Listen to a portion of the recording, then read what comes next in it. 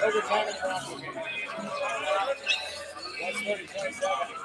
They march down. We got a Fieldhouse. No, Yep.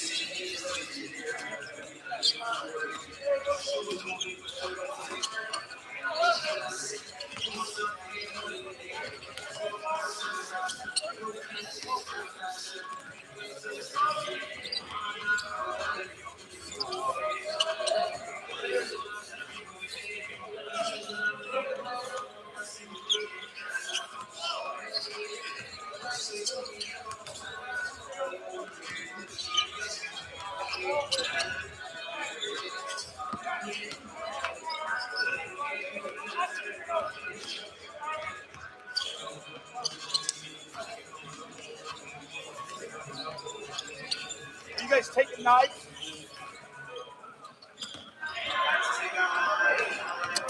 How we doing, guys?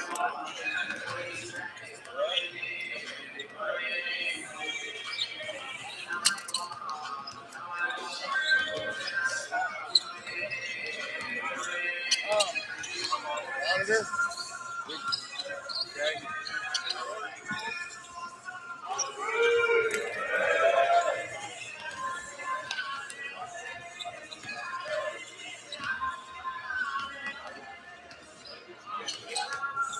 I was just going to ask you on that.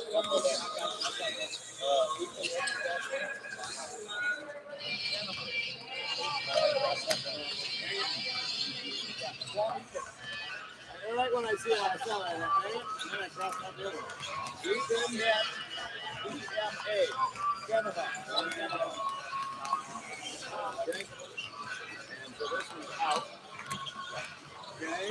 This is Polanzis.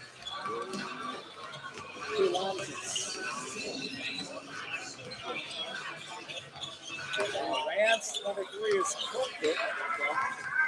Econs.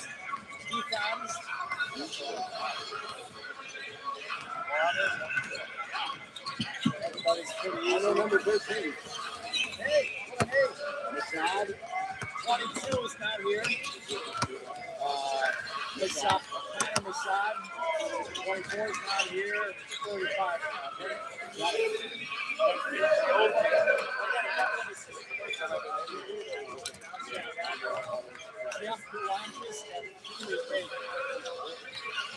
Thank you.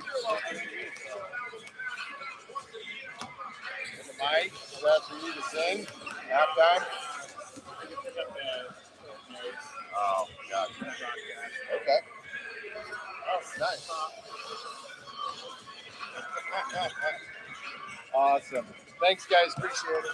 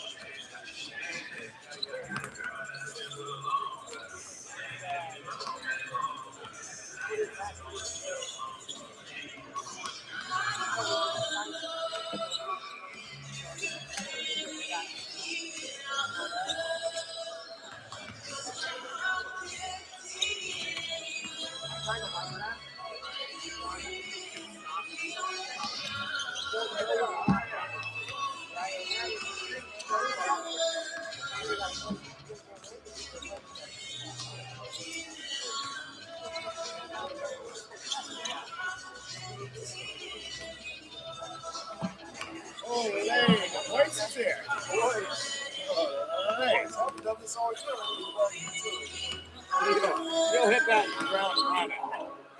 There's program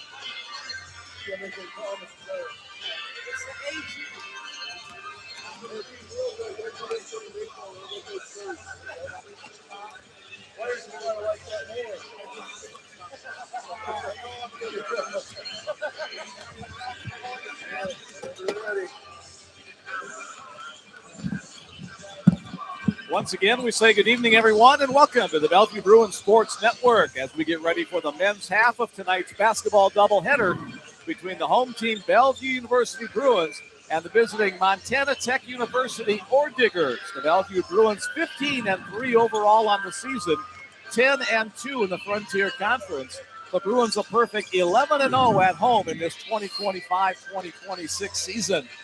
For the Montana Tech Orediggers, 15-3 as well on the year. They are 9-3 in the Frontier Conference. Mick Krupski back behind the microphone for this one, joined tonight by Bellevue University baseball coach Dwayne Monlux, a former baseball, basketball, and football star at Dickinson State College back in the day. Coach, welcome. Well, thank you. It's good to be here. It's been a while. Yeah. Wayne did some games with us last year, and first opportunity this year in 2026 as you get ready for the baseball season. Appreciate you stopping by to help out with the broadcast tonight. Yeah, looking forward to it. Good game last night, and I've been looking forward to this weekend for a while, actually. We're having Montana Western and Montana Tech come to town, two really good programs in the Frontier, and honestly, it hasn't disappointed. So looking forward to a great game tonight. 12 teams in the Frontier Conference. There were only 6 last year in the old North Star Athletic Association. It makes for a much better field of competition in every sport in which the Frontier Conference plays. Well, we're already at, 12 conference games with another 10 to 12 to go. It's we're used to seeing a lot more non-conference, a 14-game schedule for league. So seeing this number of games and the number of teams in this league that are, 13-4, 15-3, 14-4 overall. This is a really, really strong basketball league for both the men and the women. So it's really competitive basketball, and I think it's really made for a great league for us to be joining. So both these teams coming off of victories last night in the first day of the weekend series. The Bellevue Bruins defeated Montana Western 80-67. 4 different Bruin players in double digits on that one. The Montana Tech Orediggers defeated Dakota State University up in Madison, South Dakota, 68-66. Braden Cook hit a 3-pointer with 5 seconds left to come away with a victory for that contest. The Bellevue Bruins averaging 85 points per game while allowing 70 to their opponents. That's a plus 15. For the Ord Diggers, they average 80 points per game while allowing 68. That's a plus 12. So both these teams can get it done on both offense and defense. Yeah, I'm real excited to see some guard play tonight. Obviously, the Bruins being led by Bynum and Phillips. We kind of go with those two, and then if R.J. Smith can get things going inside, that's kind of been the success for the Bruins this year, and I think that today is going to be no different. And I'm interested how Halliburton's going to come off the bench for the Bruins because he's been a kind of a sneaky good player all year, and he's been a great addition to the program. So we don't really skip a beat when they bring him in at that third guard position. So I'm looking forward to the game. Never seen Montana Tech play basketball since my old days back at Dickinson State, so I'm looking forward to the game. First ever meeting between these two schools on the basketball court. As you mentioned, Ahmad Bynum, 20.6 points per game for him to lead the Bruins. Jaden Phillips, 15.8. R.J. Smith, 12.4. Jermaine Halliburton had 12 last night, so the Bruins have some offensive firepower. For the Ord Diggers, Braden Cook, averaging 15.8. Hayden Dekouse, averaging 14.6. And Carson Peffer, just under 10 points per game at 9.9. So we've got a good pregame set up, ready for the actual game as the Bruins and the Ord Diggers get ready to meet. Let's turn it over to Ray Quinn, the public address announcer for the starting lineups.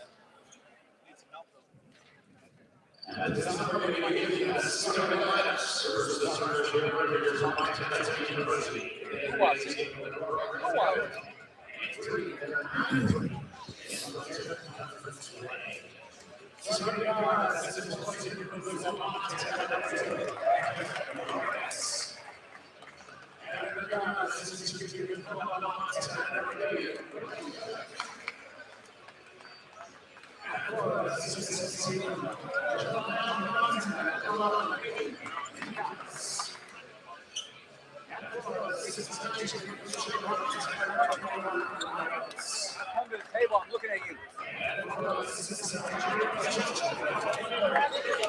I will not.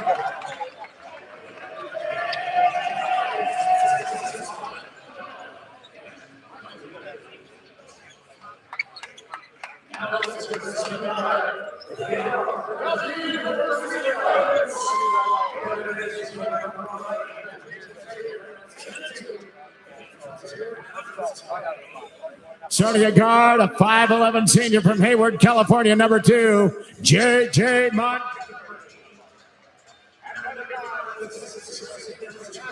Illinois, number 11, Ahmad Bynum. At guard, a 6'5" senior from Oakland, California, number 12, Jaden Phillips. At forward, a 6'6" junior from Phoenix, Arizona, number 15, Liam Thompson. And the man in the middle, 6'8" senior from El Dorado Hills, California, number 55, R.J. Smith. The Bruins are coached by head coach Lucas Gabriel in his 7th season, assisted by Connor Dukes, Jarrell Norman, and Vinny Belcaste. All right, thanks, Ray, for the introduction of the starting lineups for both squads. The Bruins will be in their black uniforms tonight with gold trim. The visiting Ord Diggers from Butte, Montana, the white uniforms with red and silver trim on theirs. Wayne, what do you look for maybe in some early keys tonight? Well, I think it's a guard play for the Bruins. If Bynum and Phillips can get going early, especially Phillips from outside, then the Bruins have a pretty good chance. If either one of those guys is cold, it's going to make it a lot more difficult to rely on their scoring quite a bit. Two of the top 4 teams in the Frontier Conference about to tip it off, and it's controlled by Montana Tech on the opening tip. With the basketball is Carson Peffer looking to the near side. Peffer has it again now on the opposite side, working around the perimeter, around the hands of Braden Cook, the big star of the last-second victory last night, and he opens the contest tonight, a turnaround jump shot for 2 points. Here come the Bruins quickly up the floor, trying to respond. R.J. Smith, the post player, comes out to the high position, looking for help from a teammate. Here comes Ahmad Bynum around the corner. Instead, it's J.J. Montgomery. J.J., no points last night, but facilitated the offense and played great defense. There's a shot by Ahmad Bynum. A whistle blows, a foul is called. Ahmad will go to the free throw line. The first foul of the night against Hayden Dekouse. Bynum does such a good job of body control when he drives to the basket. Sometimes guards will get out of control and kind of flop around. He for being as explosive as he is and to be able to control his body is it's something pretty impressive. First free throw clanks off the back of the iron. I'm out, a 77% free throw shooter on the season. Bellevue shoots 50% from the floor, 39% from behind the arc, and 71% at the free throw line. The Ore Diggers, 52%, 36%, and 69%. 1 of 2 for Bynum. Bruins trail by 1 in the opening minute of tonight's contest. Peffer with the basketball, working against Liam Thompson on the baseline. Liam standing right with him, maybe a little head fake. Liam got a partial tip on that shot. Shot clock continues to run down. Peffer, head fake, step back, look for 3. That one's going to be short and out of bounds.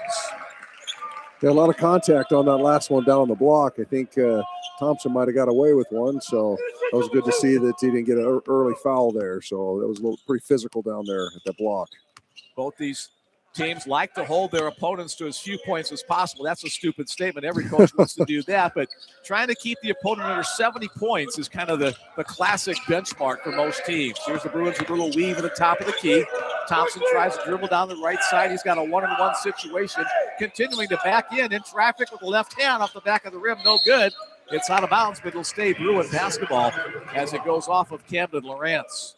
Kind of a good hustle play there by R.J. Smith. And if you see, he has a lot of rebounds. And for him to have more offensive rebounds on the year than defensive rebounds is kind of a crazy stat for a post player. Bounce pass inside. Liam Thompson. This time it bounces on the rim and goes down. Thompson, the Bruins basket of tonight's game. 3-2 lead for the home squad. That one's tipped away. So no over and back. Ball now into the hands of Rhett Reynolds. He'll give it off to Lawrence. Over to Peffer.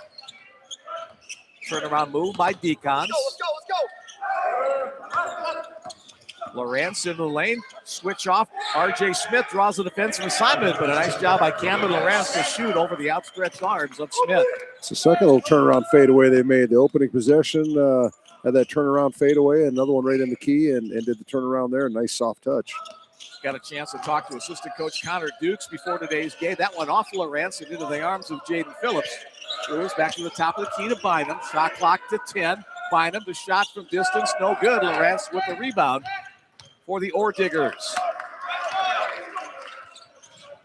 Butte, Montana, the home of Montana Technological University. Montana Tech for short.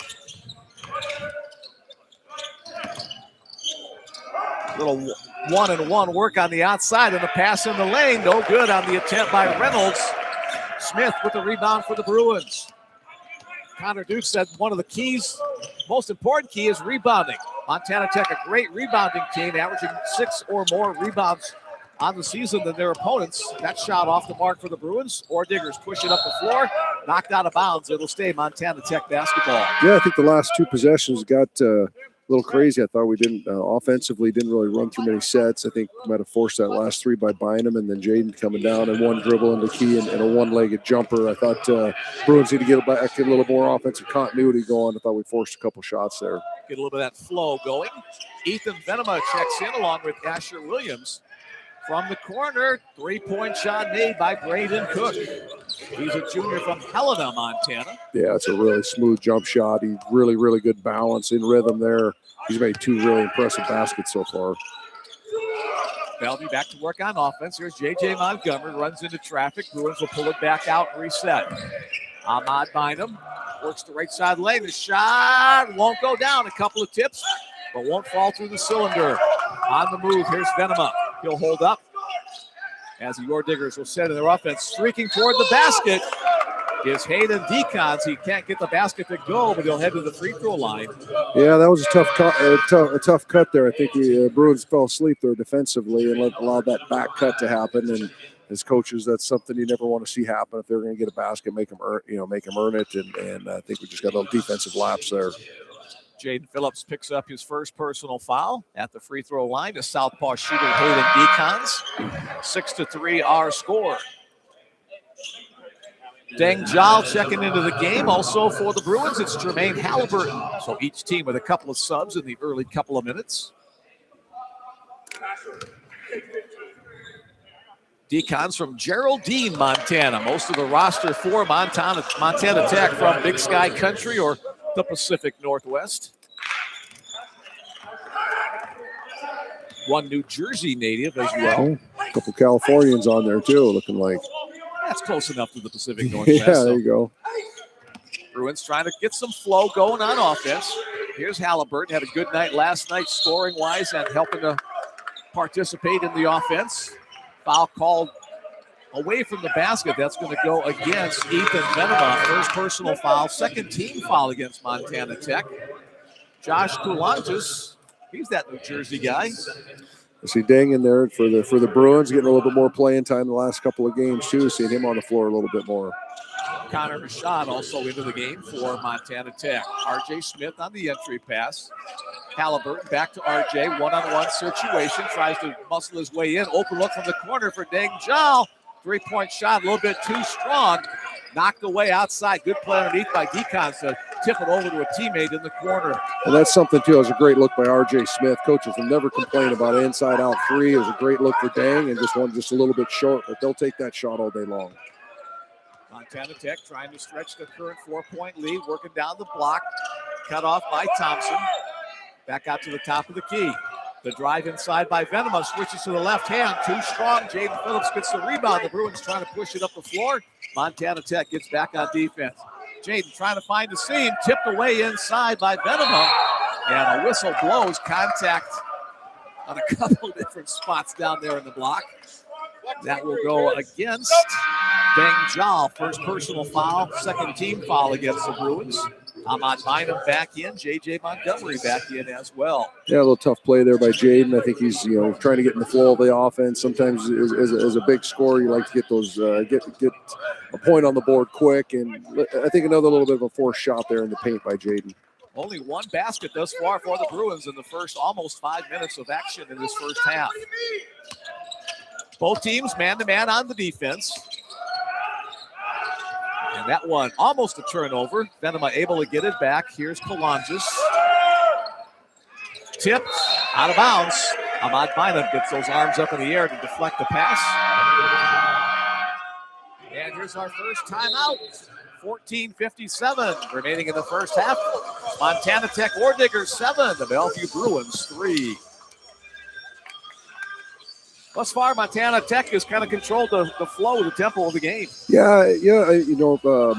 Cook had to hit those couple jumpers early. Obviously, the shooting, the offense hasn't been great by either team. Not a lot of points being scored yet. I think the Bruins just got to get in a little bit of offensive rhythm. I think, Bynum's forced a couple shots. I think Jaden Phillips has forced a couple.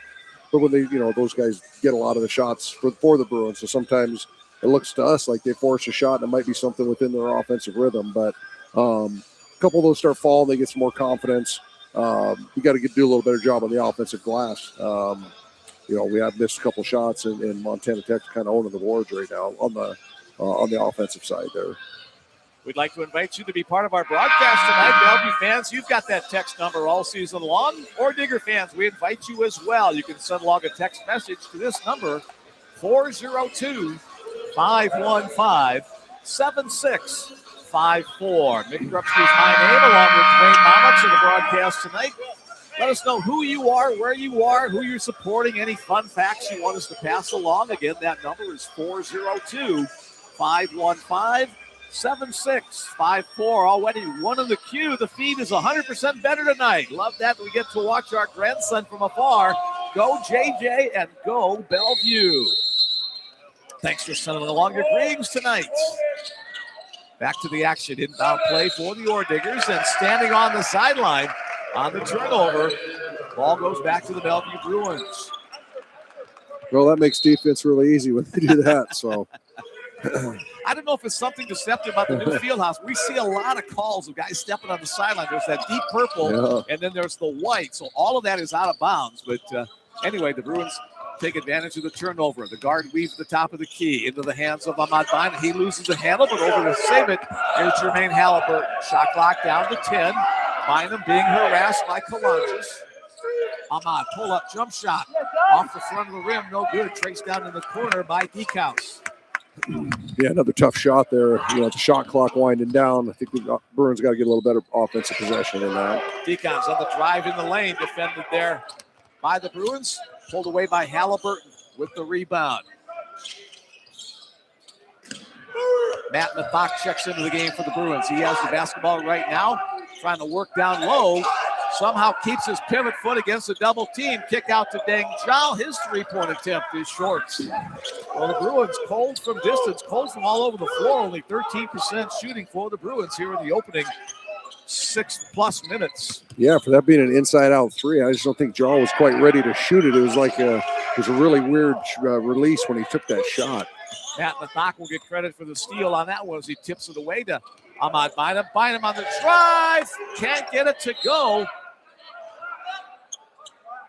Inside official looking outside for jump. It looks like it'll stay Bellevue basketball as Ahmad Bynum hit the floor pretty hard. Slow to get up.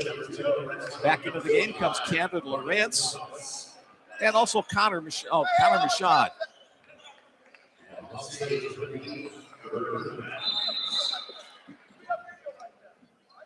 Adam Hyatt, the head coach for Montana Tech, up off the bench, asking the officials to confer on that last decision. Looked like the down official was looking for help on the play.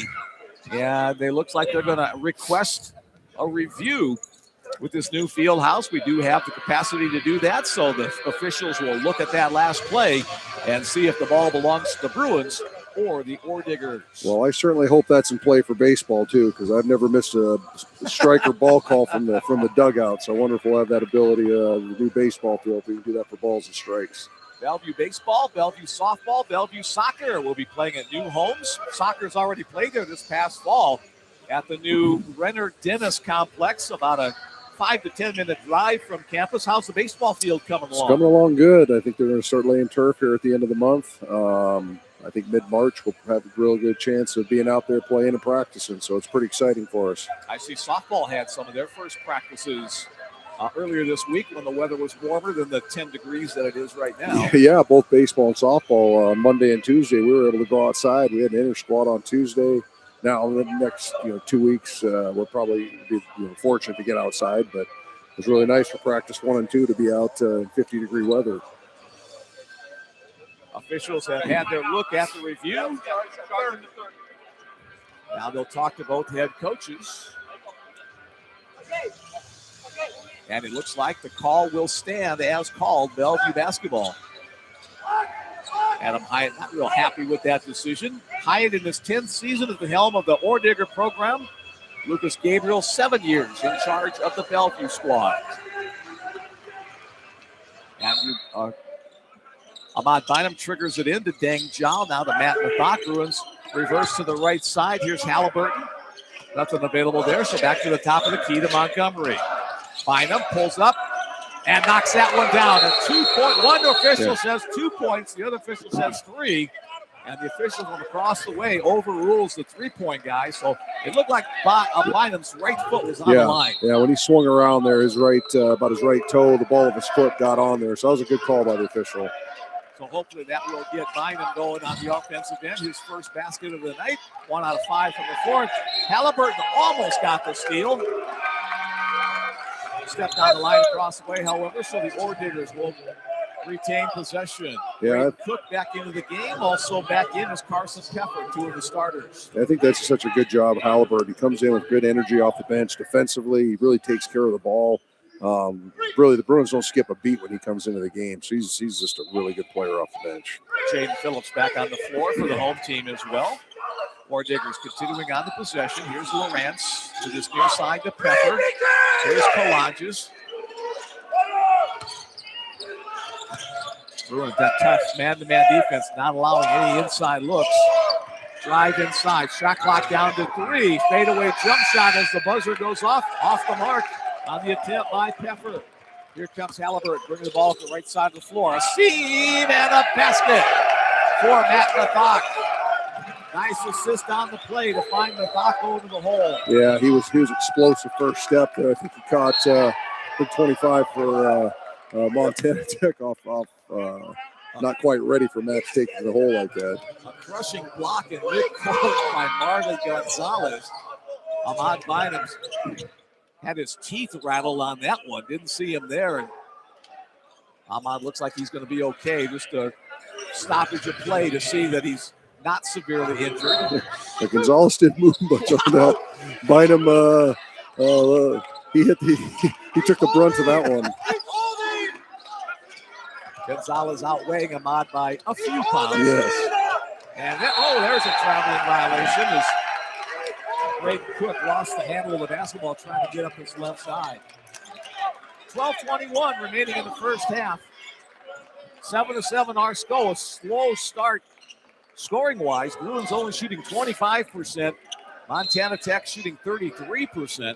Only 3 baskets made by each team thus far. Yeah, at this pace, I don't think either team's going to get their scoring average. So unless some threes and some buckets start falling. So it's been a defensive struggle so far. Cold shooting or solid defense, whichever way you look at it. Honestly, I think it's a little bit of both. Just watching it, it's kind of physical. I mean, there's usually contact inside, and if this is what it's going to be, I think it's going to be a very entertaining game, hard fought. Carson Pepper picks up the personal foul, trying to work defense against Jaden Phillips. Not a shooting situation. 3 team fouls against both squads. Medium-sized crowd on hand tonight. It's a cold day here in the Bellevue, Omaha area. Only about 10 degrees outside, a strong northwest wind. Here's Bynum working in the lane. About a 7 or 8 footer. Yeah, that was a big-time move right there. Again, control, explosive, nice little spin back to the left side. Real nice move. Bruins on a nice little run, a 6-0 run over the last minute and a half. Montana Tech, 3 turnovers make it 4 in the last 4 minutes. Halliburton with the steal, the drive. It won't go down, but Jermaine will head to the free throw line for 2 shots. And I know I've said this multiple times, but I just love his energy off the bench. He's leads one of the top steal guys on the Bruins. He just gives that spark, and that was a great steal, taking it to the rim, and has given the Bruins now a chance to take a 4-point lead. Rhett Reynolds picks up the foul on the play, his first personal, 4th team foul. Halliburton converts on the free throw. Jermaine, a 69% free throw shooter on the season. Jermaine averaging about 9.5 points per game. Back into the game comes Marley Gonzalez.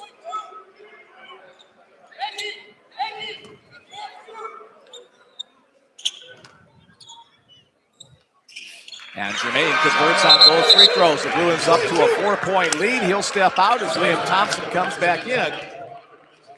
Bruins are 3 for 3 on their last field goal attempts on this 7-0 run.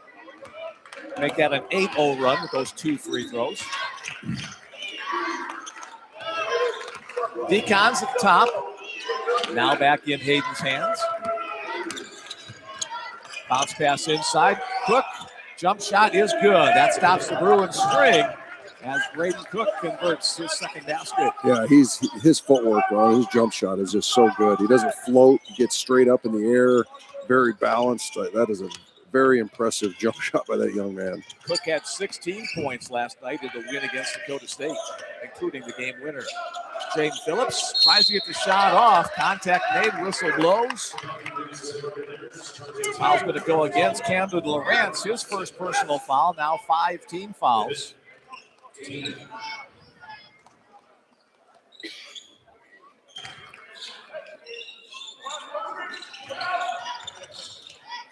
Bynum looking for somebody to pass to. R.J. Smith comes there. Ahmad splits defenders, but that's going to be a traveling violation. 1 step too many. He's got to be one of the most flexible people I've ever seen on the basketball court. His body can go about 3 different directions simultaneously. Well, he's hit the deck multiple times, so if either one of us hits the deck that many times, I don't know if either one of us is getting up. So we need a crane to get me up. So. Diggers looking to get back on the offensive rhythm themselves. Here's Cook, a 3-point attempt. That one's short. Didn't follow his shot. J.J. Montgomery did, and he'll get the rebound. 2-point lead for the home squad as we're near the 10.5-minute mark. Ahmad Bynum, that's a definite tray. Yeah, if he gets going, he's pretty impressive, and he gets that confidence going, and he doesn't hesitate shooting. It's pretty fun to watch him when he gets into a rhythm. Bynum, the second leading scorer in the conference. Here's Cook, coming around the corner, not available there. Spin move inside, little fadeaway. Nice athletic move by Carson Pfeffer. Yeah, that was pretty good defense. That was just a tough shot. I mean, if that's what it takes to score, then for Coach Gabriel, the defense. I mean, they'll take that if that's a shot you have to make to score. Definitely right. Bynum, point guard is Montgomery. Also the point guard. Kick over to Thompson.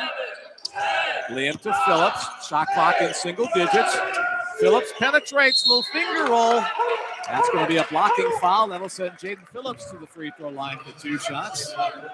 Foul goes against Marley Gonzalez. That's his first personal foul. Now 16 fouls against Montana Tech. And we'll have our second timeout of the first half with 9:33 to go. Bruins 14, the Ore Diggers 11. Yeah, still shooting from both teams, 42% for Montana Tech and only 36% for the Bruins.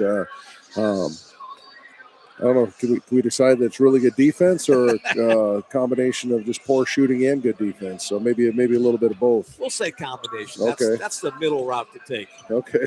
Well, the free throws are 50% and 75%, so that's not setting the world on fire either for either team. So, but combined, both teams are only 1 for 6 from the three-point line. So Bruins being 1 for 4 and Montana Tech 0 for 2 so far.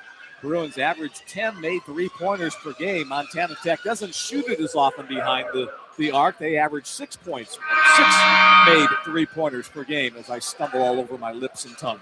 Well, the Bruins, when their offense is really going, they're really, really good at the inside-out game, getting the ball inside to R.J. Smith. But R.J. hasn't had a lot of touches inside. So, but with the one time he did get a post look, he kicked it out for Dang for the three-pointer. The Bruins just missed it, but I think their offense is the best when they're getting it inside and getting those kicks. And a lot of the three-pointers have been kind of a dribble drive three-pointers. So I'd like to see R.J. Smith get a few more touches. I think it opens up the Bruins offense a lot. Yeah, no shots yet tonight for R.J. He was a perfect 6 for 6 last night in the win against Montana Western.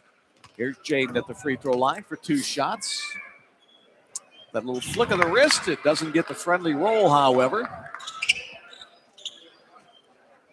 Jaden averaging 15.8 points per game. That's good for 11th place in the Frontier Conference. Second free throw is on the money. Bruins extend their lead to 4 points. Phillips, a one-man backcourt press, working against Hayden Deacons. Across the timeline. Carson Pfeffer trying to spin inside against Liam Thompson. A left-handed shot, a little bit off balance. RJ clears the board. The Bruins have a one-man advantage for just a second. Bynum to Thompson.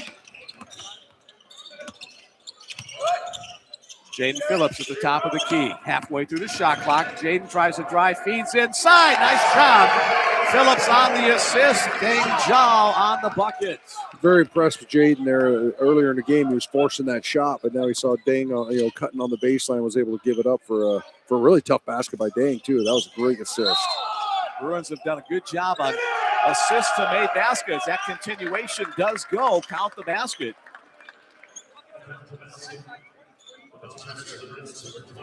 Foul's going to go against Deng Jal. That's his second personal foul. That'll send Asher Williams to the free throw line for one more shot. Back into the game comes Connor Rashad.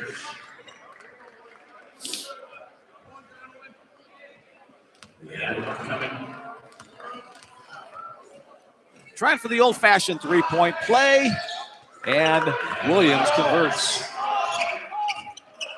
The ball just hung on that rim to make that go. I thought it was going to fall off, and it just kind of stopped and just dribbled in for the Ore Diggers there. The rotation of the earth forced him to go through the hole, I guess. So Bruins back to work on offense. Here's Bynum, lost the handle temporarily, regains it, shoots it, and scores it.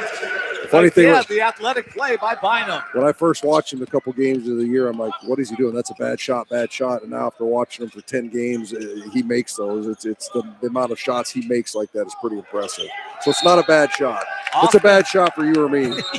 Any shot's a bad shot for me. Off the hands of Deacons and out of bounds. Another good defensive play by the Bruins. First year as a Bellevue Bruin for Ahmad Bynum. He's had 3 years of Division I competition under his belt at DePaul and Texas El Paso. I believe he actually averaged about 9.5 for UTEP last year. So you got a lot of playing time and got a lot of touches. So very, very good player. Very fortunate to have him here. Following his brother Jerome to Bellevue University. That one, a foul called on the drive by Jaden Phillips. Foul goes against Camden Lawrence, his second personal foul. That's the 7th team foul, so the Bruins will be shooting the 1-and-1 here. Josh Belanja's back in for the Ore Diggers. Matt Mathok for the Bruins.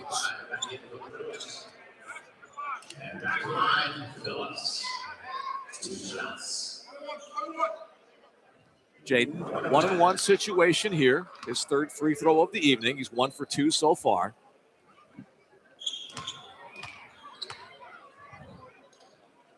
And that one drops straight through the net. He'll get another.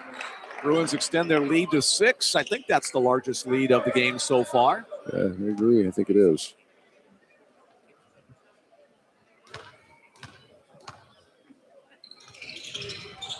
Now 3 out of 4 for the Knights.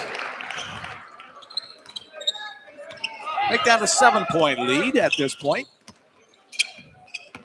Again, the Bruins in a 3-way tie for first. Ore Diggers right behind in 4th place. And that's going to be a foul against Phillips, trying to reach behind, got a piece of the body. Jaden picks up his second personal foul. Yeah, just got a little bit of hand check there. I mean, it wasn't a big foul. It wasn't a ton of contact, but it's one the officials do have to call. Because if you let that go early in the game and you allow that hand check, and then it can get pretty physical, and games a lot of times get out of control. So just, for the official just monitoring that and calling it early in the game helps a lot for later down the road. Out in the open like that, if he's in a crowd of people underneath fighting for a ball near the bucket, they probably don't call it, but it's a good call, as you said. Entry pass inside, and it's going to be a tie-up situation. Possession arrow points to the Bellevue Bruins. And the only way that play works, JJ was fronting the post. If Mathok doesn't come back as a backside help, that's going to be a lob catch, easy layup. So Matt Mathok did a great job as the backside help to force that jump ball with JJ fronting the post there. Bellevue shooting the ball well as of late after a cold start. Bruins are 6 for 6 on their last field goal efforts. JJ into the lane, gives it inside. Mathok versus the Deng Jal, able to keep his feet underneath him and follow through. Now 7 of 7 from the floor for the Bruins as of late. That was a real good pump fake by Jal there to get the defender up to give himself that good look at the layup.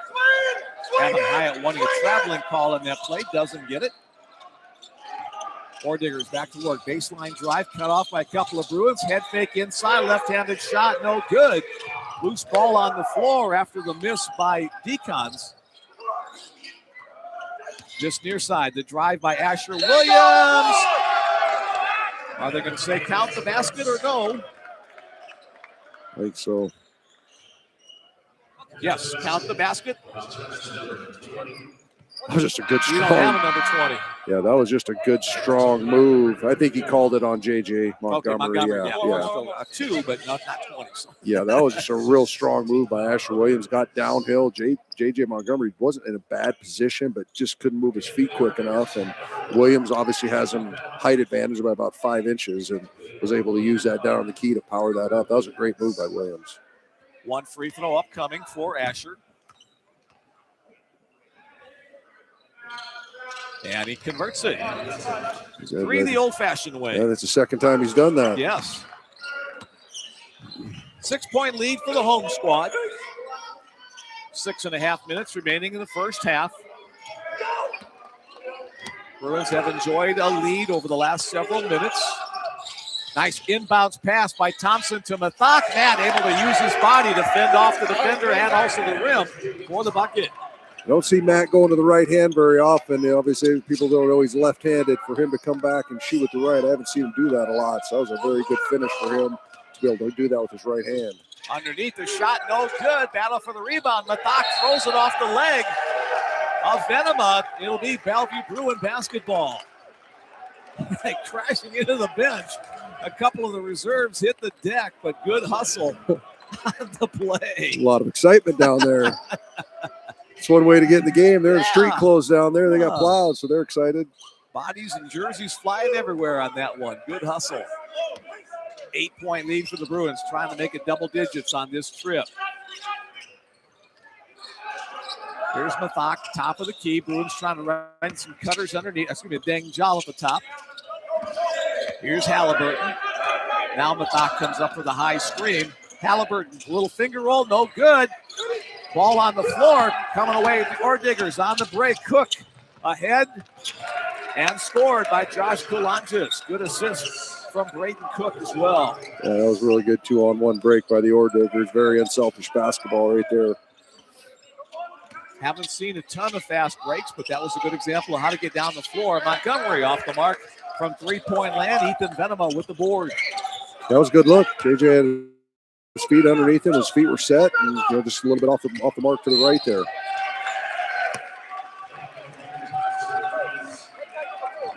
Offensive foul.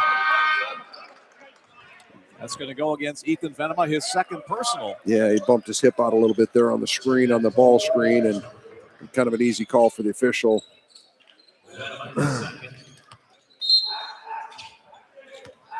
All right, Bellevue basketball once again ahead by 6. Here's Halliburton. Just casually bringing the ball up the floor. Bruins have 3 reserves, 2 starters on the floor right now. Deng Jal looking inside. Thompson not available. Mathak not available. Now Thompson flashes back to the top. Here's Deng Jal. He's got that flat foot 3-point attempt. Off the mark there. Again, quickly ahead, running the floor. The Orediggers showing how to do the fast break the last couple of times. Carson Peffer on the basket. Yeah, it's tough. Can't get beat down the floor like that. It's a long rebound. They got to have somebody back to guard play.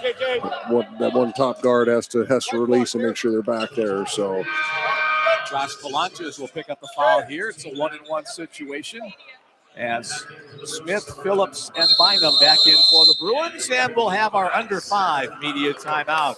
4:26 to go in the first half. The Bellevue Bruins 25, the Montana Tech Orediggers 21.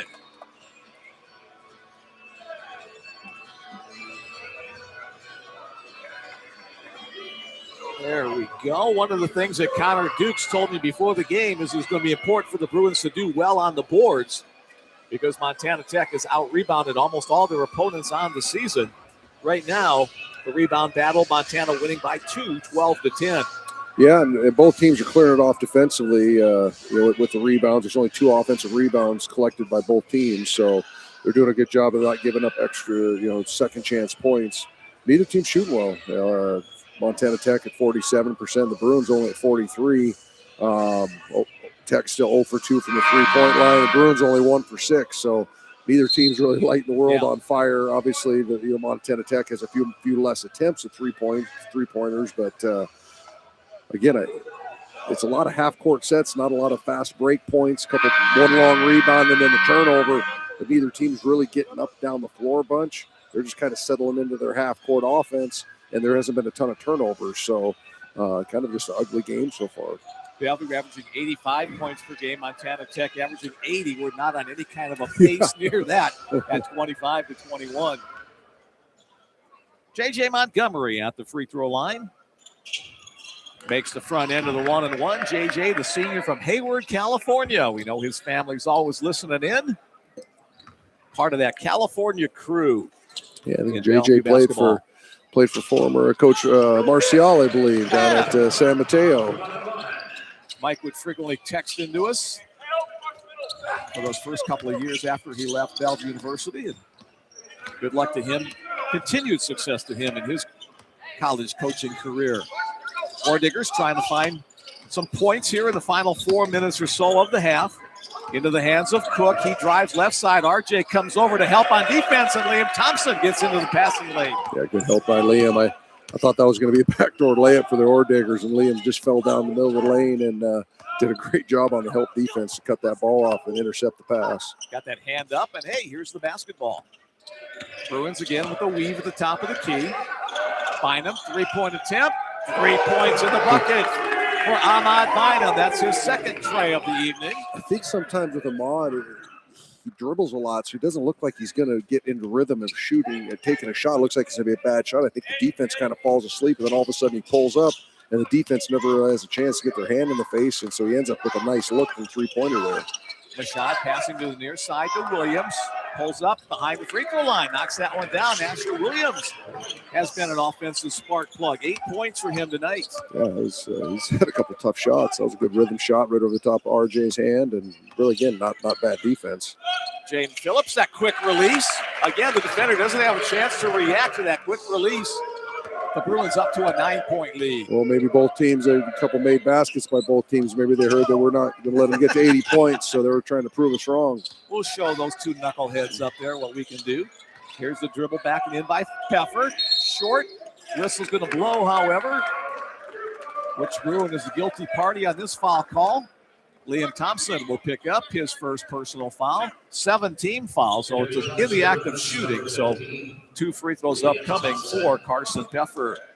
Chatsworth, California, his home.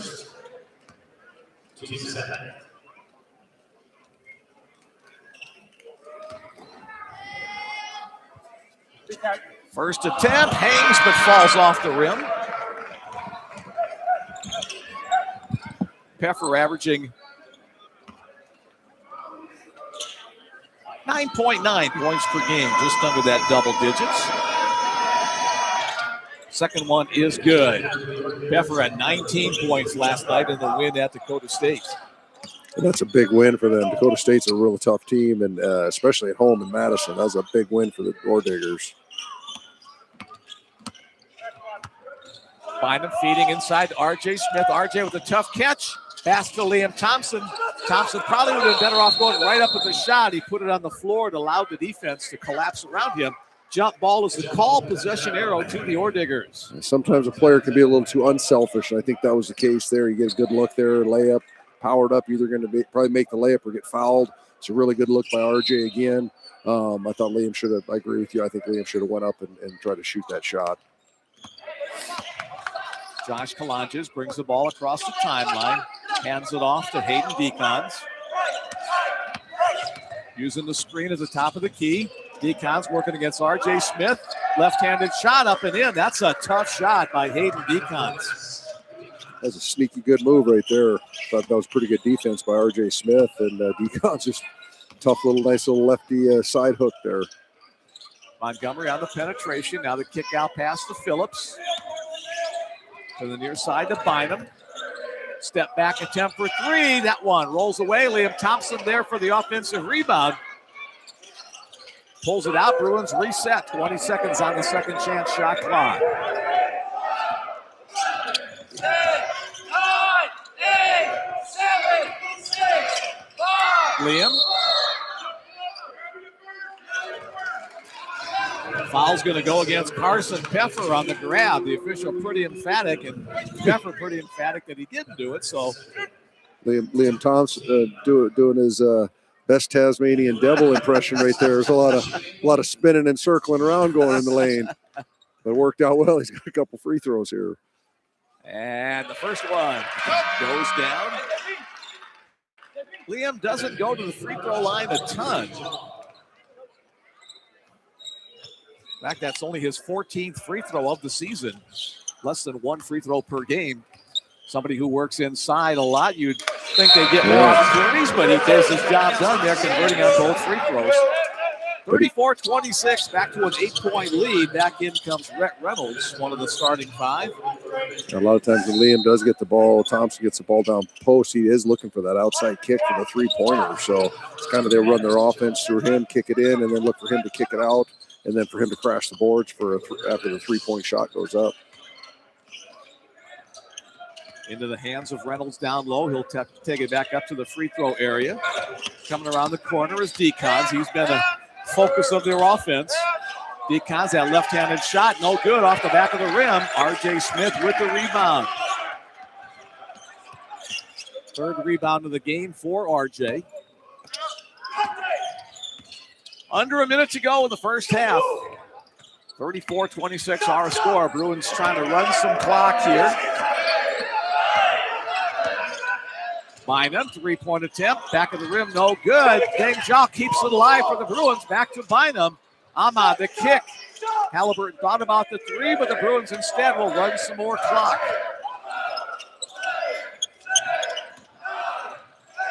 Montgomery kind of got hung up in midair. Bynum forced to put that shot off before the shot clock, and Bruins get it back again.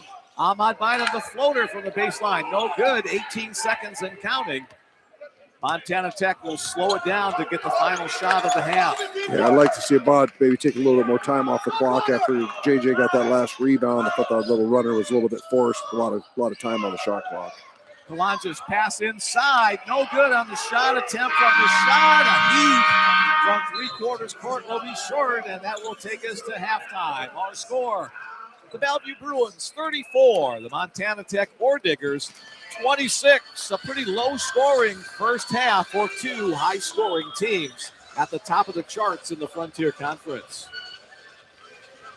Well, the Ore Diggers started picking up offense with the shots. They're shooting 48% from the floor on 23 attempts, 11 of 23. Bruins still only shooting 41%, but they have 4 more shot attempts. Difference is the free throws. 4 for 6 for Montana Tech. Bruins have scored 10 out of 12 from the free throw line, and Bruins still only made 2 3-pointers. So combined, the two teams are 2 for 12 from the 3-point line with Montana Tech. Fingers, huh? Yeah, they've only attempted 2 3-pointers with the Bruins at 10, but the Bruins are still only 2 for 10. So real hard fought physical game. Offense, a lot of rebound. What are the rebound totals here? 15 for the Bruins, 13. So Coach Dukes, said that was one of the keys of the game for the Bruins is to control the boards a little bit, being up +2 in that category. Must be working. His key to the game might be right because Bruins are up with an 8-point lead right now. The only couple of statistical categories I can see where there's a marked difference is in the turnovers. 8 turnovers against Montana Tech. Only 2 for the Bellevue Bruins. They've done a great job of securing the basketball. The other area is assists. Bellevue with 8 assists to only 4 for Montana Tech. And those points over turnovers, 13 for the Bruins to 2 for the Ore Diggers. That's literally the difference in the game right there, just the points off the turnovers. So that's a pretty big number, 13 to 2. So, I look for another really good half and a competitive game. One more text message in the queue. Let's do this, Bruins. I see you, JJ. Make us proud. That comes from Nana. But we appreciate you guys sending in your text this evening. We'll give you that number another time before we take our halftime break.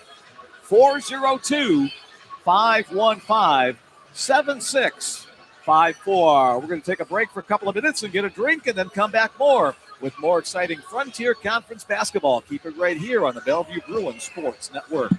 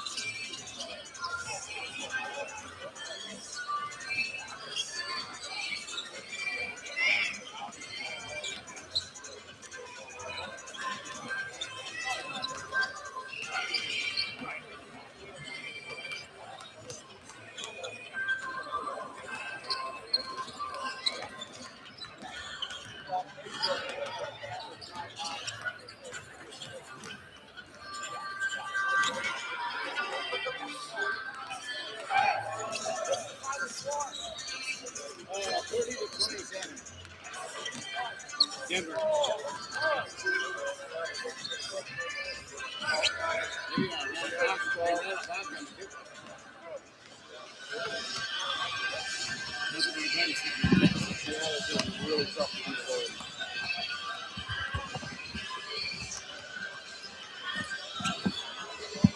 We welcome you back to the Bellevue Bruins Sports Network. We are finishing up our halftime break. The home team Bruins on top, 34-26 against the visiting Montana Tech Four Diggers out of Butte, Montana. Have you ever been to Butte?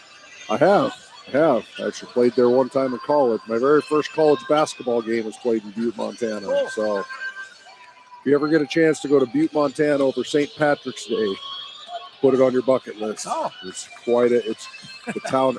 Anybody listening from Butte, they'll know what I'm talking about. It's pretty crazy in Butte, Montana over St. Patrick's Day. My wife and I were there about 3 years ago. That was the month of September, however. And unfortunately, it was one of those huge Canadian wildfires. So the air was so thick with smoke that, the sunset was just this bright red from what you could see. But we had a nice time at the Copper Barons bed and breakfast. We ate dinner at an old bake vault. So we had a family reunion just outside of Missoula. So we drove through Butte on the way there and then through Butte on the way back, but didn't actually stop in the town, just drove through by the interstate. But beautiful town. We avoided the big pit on top of the hill, however, that's containing all kinds of toxic stuff. Old copper mine, the host at the bed, you got to go see the pit. I said, no, thank you. I don't want my skin peeling off me, but anyway, I'm sure that's not the case. But anyway, back to the action. Men's basketball. Again, that text message number, if you want to join Dwayne and me tonight, 402-515-7654. Looks like we have a couple in the queue. Go, RJ, cheering you on from Bayou Country in Louisiana from your cousin Michael. Nice that you're with us here, cheering on your cousin. Appreciate that. You got this, RJ. Shoot that ball. The RJ hasn't shot it a lot tonight. In fact, he's 0 for 0 after a 6 for 6 night last night. And one more. Let's go, Bruins. JJ, we love to watch you on the live stream. Even better in person from your aunties and uncles here at the game cheering you on. All right. In the stands. Glad you guys could make the trip. Hopefully we'll reward you with a Bruins victory. Yeah. All right, Dwayne, what do you look for here in the second half? Well, I think just what the comment said, if RJ not having a shot in the first half, I'd like to see the Bruins get him a little bit more involved. I think the game works really well for them when they do the inside-out game. So, and right on cue, they get him the touch post. And the shot rolls off the front of the rim. This first miss of the weekend. Nice entry pass down low. Bruins up by 8 points as we start this second half. Four Diggers feed it inside to Carson Peffer. Now the bounce pass. Smith on the defense, denying an easy look to Rhett Reynolds. Four Diggers will reset the offense. Top of the key with 8 seconds left. Nice bounce pass inside. Good defense by RJ and Jaden to deny the good shot by Hayden Decons. That's an aggressive back cut. Great job closing that lane down by RJ there to hold the Diggers from a layup. Phillips working down the left side. Now he's cut off. Out to J.J. Montgomery. 3-point attempt. That's no good. Off the mark. A whistle going to blow. And we'll stay on this end of the floor. A foul's going to be called against Camden Lawrence. That'll be his. They're going to say 21. Reynolds, his second personal foul. Yeah, I kind of lost that. I didn't really see much of a contact down there. I'm not going to lie. But just a little shove in the confusion underneath, going for the rebound. Yeah, Bruins on the inbound play. Bruins fans will like it, though. I guess get the ball back. That's right. We'll take it. Bounce pass again. Bruins make a concerted effort to get it inside to RJ as we open the second half. Nothing available there. Good defense by the Ore Diggers. Here's Phillips from three, a little bit short. RJ with the hustle rebound coming out. He does such a great job of that. To have more offensive rebounds and defensive rebounds is just a crazy stat. I mean, almost a little bit like Dennis Rodman in there, just hustle plays. Shot clock down to 7. Here's RJ, little floater. Help from the rim. The basket by J.J. Montgomery. First bucket of the second half. Working the ball. Here's Decons down the left side. Spins into the lane. Switches to that left hand and puts it home. Each team now with one basket in the second half. He's so sneaky good. Obviously, he's left-handed, and it's just hard for people to guard left-handers because you're so used to people going right. And when he goes left, you're thinking he's coming back right, but they just do that. And those lefties are just so sneaky that way. Montgomery cans the tray right in front of the Bruin bench. His teammates give him some love for that. Here's Decons coming down the side. Back in his hands again, working against RJ. Spin move again. A nice quick move on the spin by Hayden Decons. I hated covering lefties back in college. They just do that. You're just thinking them going back to right. They're just not going to do it. And it just wasn't ever smart enough to figure it out. But Decans has that lefty little spin, and he's really good at that move. He's a good basketball player. Trying to think of some lefties that we've had here at Bellevue over the last couple of years. Nobody's coming to mind, right? TJ Fritz. Oh, God, last year, TJ. Yeah. How could I forget that? Good call. Knocked out of bounds by Cook. Bruins retain possession with 8 seconds on the shot clock. TJ, a double-digit scorer for the Bruins, a 2-year member of the squad. Back into the game comes Asher Williams. Bruins only using an 8-man rotation tonight. Ore Diggers look like they're going with about 10. Shot clock down to 2. Phillips fade away. Off the side of the rim. Loose ball. Bruins will get it back once again. Ball clearly left Jaden's hand before the buzzer hit the side of the rim. So another 20 seconds. Bynum, 3-point attempt. Off the back of the rim. And Phillips will be called for the foul there.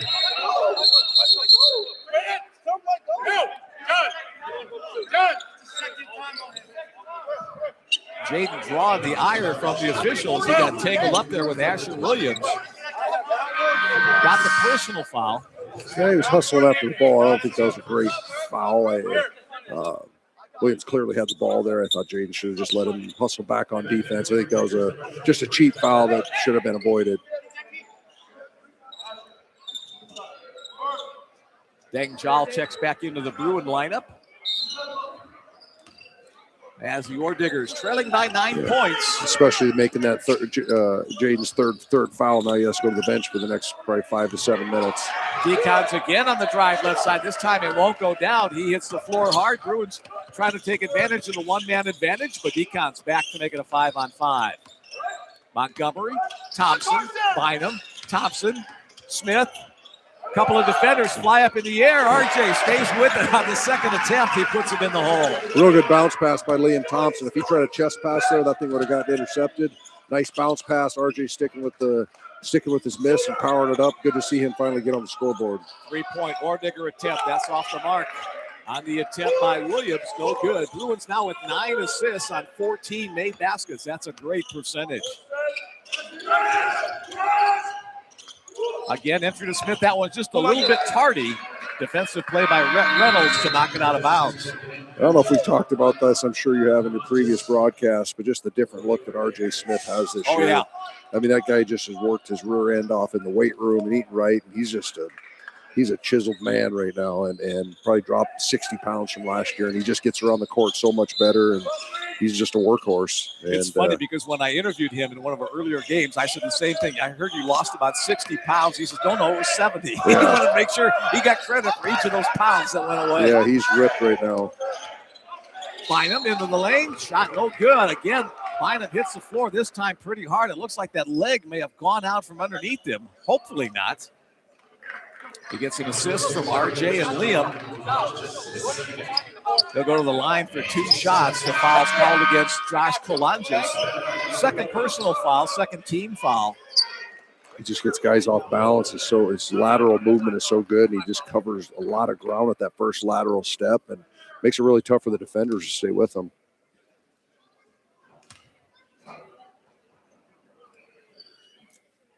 First free throw bounces away. Bynum averaging 20.5 points per game, a 78% free throw shooter.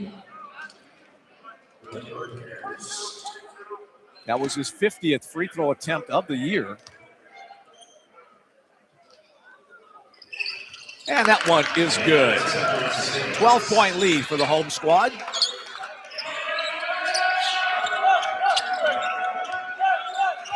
Kolanges across the timeline.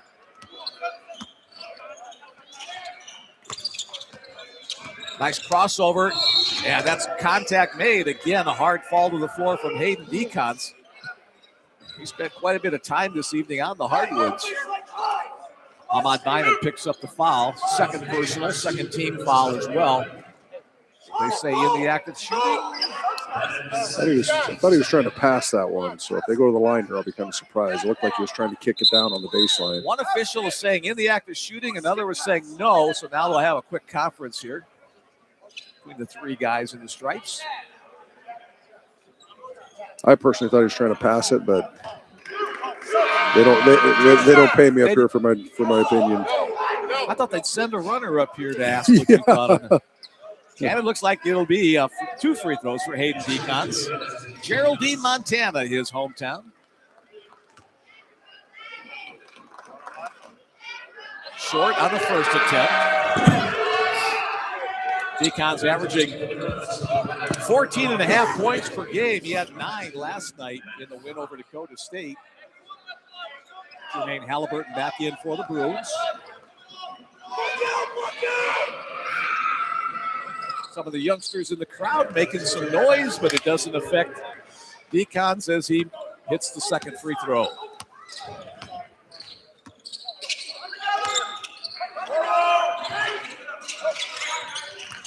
Matt Nathok drives left side of the lane. Contact made. He'll kick it back out.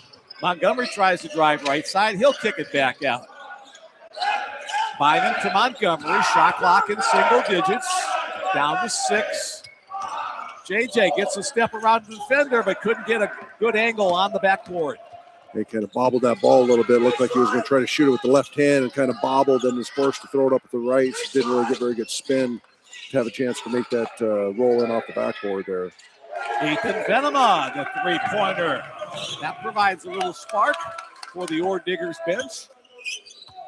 Rattled that one in. Bruins again with the weave across the top of the key. Burst of speed by Halliburton against a couple of defenders. Again, tough angle off the dribble. Decons trying to get inside where there's a big mismatch. J.J. Montgomery at 5'11", trying to guard Ethan Venema at 6'8". That's a generous 5'11", yeah. So that's a typical roster. Add 2 inches to the intimidation factor on the game program. But JJ has to front him because if he's just playing behind, he's he's just got too much size for Venema. And in transition, there was no backside help, so JJ's doing the best he could in front of him, and with no backside help set. It actually wasn't a bad foul because Venema was going to get a layup otherwise. All right, that'll take us to our first media timeout of the second half. The home team Bruins lead it by 8, 42-34. Thanks to Bellevue women's assistant coach Alec Bogie for his nice comment on the Facebook page. He wants us to do all the broadcasts. So. Okay. Mick and Dwayne coming your way. Sound like a comedy routine or Yeah, something. yeah. Again, neither team shooting lights out. Montana Tech a little bit better at 48%, but Bellevue only 37%. They average 50% on the season, but they've got the 8-point lead. Yeah, they got, the Bruins are 3 for 14 from the 3-point line, which obviously isn't lighting the world on fire, only 21%. They have made 6 more free throws than the Orediggers, but yeah, it's just not been a great shooting night for the Bruins, and they're pretty fortunate to actually be up by 8. Second chance points off turnover still favoring the Bruins 13-2. So that's one of the big stats in the game right there. And then Bellevue's out rebounding the Orediggers 22-17. So +5 in that margin was one of the big keys to success for the Bruins coming in. Back to the action. Kalanja's looking for somebody to pass to on the inbounds play. Making himself available. Asher Williams, a drive. A lot of bodies flying in the air. Big shot. Bruins control the ball. J.J. Montgomery to Liam Thompson, working it up the right side. Here's Jermaine Halliburton, has a step, jump stop, bounce pass inside, trying to clear space. Matt Mathak will draw the foul. Tough angle underneath the basket for Matt, trying to find some room. Instead, he'll draw the foul and 2 free throws. Yeah, he's pretty good. He's usually taking that drop step to the baseline. He can kind of hook the ball underneath, but the Montana Tech defender dropped out and kind of cut his lane off. So then he was literally stuck underneath the basket. So Matt's actually pretty lucky that he got fouled there because he was going to try to shoot that ball directly from underneath the hoop. Have to go up the hoop and then down the hoop. Yeah, how many does that even count for if it does that? That's a good question. Ethan Venema draws his 3rd personal foul. Matt makes the first free throw. And second one, hung for a second, but wouldn't go down.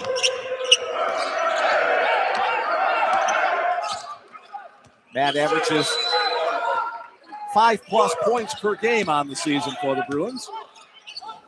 Longtime member of the Bruins squad. Working on this right side matchup between Thompson and Decons. Decons win that matchup with a left-handed shot off the glass. Yeah, that couldn't. Decans really impresses me. Like I said, he's just so body control with that left hand and just knows how to play that lefty game, and he's a good player. Halliburton off the mark with that 3-point attempt. Here's a drive and flush. A strong move to the hoop by Ethan Venema for the basket. A little run here for the Orediggers. Bellevue's not scored in almost 3 minutes. I think that woke up the Ordigger bench. I don't think anyone was expecting that. Venema just took off and hammered that ball. No defender got in front of him, and he took it to the hole, as you said. Bellevue only 1 field goal made in the last 7 attempts, so the offense is stalled. Let's see if Jaden Phillips can unstall it. They say no basket.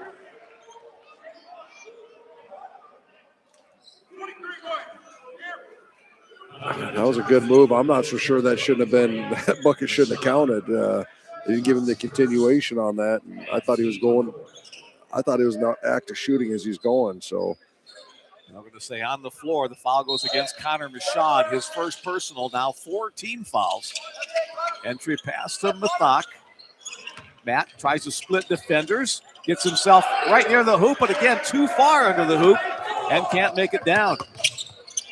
Yeah, the Bruins needed a bucket there, and they need a defensive stop here. If Montana Tech scores here, it's a whole different ball game. To the outside, into the hands of Michaud, now working to the near side. There's Venema.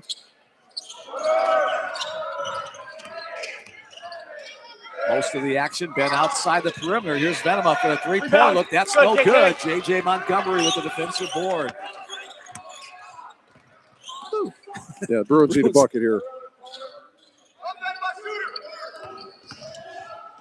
Here's the move to the hoop. That one's swatted out of bounds by Venema. Jaden Phillips winds up on the seat of his shorts. 3 fresh Bruin bodies. R.J. Smith, Deng Zhao, and Ahmad Bynum back into the game for the Bruins. Yeah, that was Venema did a great job of elevating. That was a clean block and really not a bad take by Phillips. But as he rose up, Venema rose up and said, nope, I don't think so. He showed some ups on the slam on one end of the floor, showed some ups on the squat on the other end. Back into the game comes Marley Gonzalez. Inbounds play to Smith. He draws Gonzalez. A couple of big-bodied guys working down low. Neither one giving an inch. There's that little baby hook by RJ. Now he's in the scoring column. Yeah, it's good to see that. He's got that little hook, and it's good to see him just stay with the move instead of kicking it. Sometimes you just got to keep it down there, RJ, and power to the basket. That's a big point, big bucket there, much needed for the Bruins. 6 baskets last night. I think 4 of the 6 with that little baby hook that we just saw there. Decon stopped by Smith. Now Williams stopped by Smith. Back to the outside. Decons has carried the load offensively. Whistle blows. Shot won't go down. 2 free throws upcoming for Hayden Decons. Well, I think one thing the Bruins got to do, they have to figure it out because he's going to keep spinning to his left. Even if he goes just right, he's coming back to his left. Hopefully Coach Gabe, that's something they can talk about maybe at the media timeout, because honestly, he's killing him right now with that spin back to the left, and looks like he's going to go to right, stops and comes back, and he's getting a lot of open looks that way. Yeah, he's been the focus of the offense the last 4 or 5 minutes or so. Just about everything has run through him. New bodies on the floor for the Four Diggers, including Braden Cook, Carson Pfeffer, and Josh Kulonges. Second free throw attempt upcoming. Bruins with a 7-point lead. Make it a 6-point lead. Also into the game, Camden Lawrence. Decons will take a little break on the bench. Figure that'll just be a small break, let him catch his breath, and they need him back on the floor, so maybe get the Decans a 2 or 3 minute breather. Liam Thompson looks inside, nothing available there, so he'll take it into the lane. Up and under, Liam Thompson showing some offense there. Not something that the Bruins really expect a lot of offensive production from, so anything Liam can give him per night, it's a plus, because he's just going to do his job, play good defense, get some rebounds, and if he can get a couple buckets here and there, it's good. That little spin move inside has become the signature move for the Ore Diggers the last several minutes. This time, however, Carson Pfeffer can't convert it. Ahmad down the lane, contact made, shot off the glass and in. Ahmad Bynum continues to put points on the board for the Bruins. Camden Lawrence chases down that long pass. Here's Josh Kulonges against R.J. Smith. He realizes better to kick it out. And Camden Lawrence knocks down the tray. That was a real big answer by the Ore Diggers. The Bruins just pushed the lead to double digits, and now they got it back down to 7. That was a much, much needed basket for the Ore Diggers. Ore Diggers don't usually shoot a ton from behind the arc, but last couple of times down, they've been able to convert. Bynum on the move. No basket, but Ahmad slid so far, he went into the far wall. No padding there. Looks like he's going to be okay. There's still so many times I watch him play, and I just think that's a bad shot. That's a bad shot, and they're always around the rim and draws contact. And his ability to control his body in the air and manipulate the shot to get it off is quite impressive. We haven't seen it in this gym in a while. Somebody be able to do that consistently. 2 free throws upcoming for Ahmad. Brother Jerome graduated 2 years ago. First free throw's good. Deng Jal back into the game for the Bruins. Deacon's back in. Deacon's back in for the Ore Diggers too. So that break was real short. You got about a 60-second break there. So 11 points for Deacon. So they want him on the floor to try to continue this battle to catch up with the Bruins. Brett Reynolds back in for the Ore Diggers as well. 10:19 to go, just about halfway through the second half. Bruins up by 9.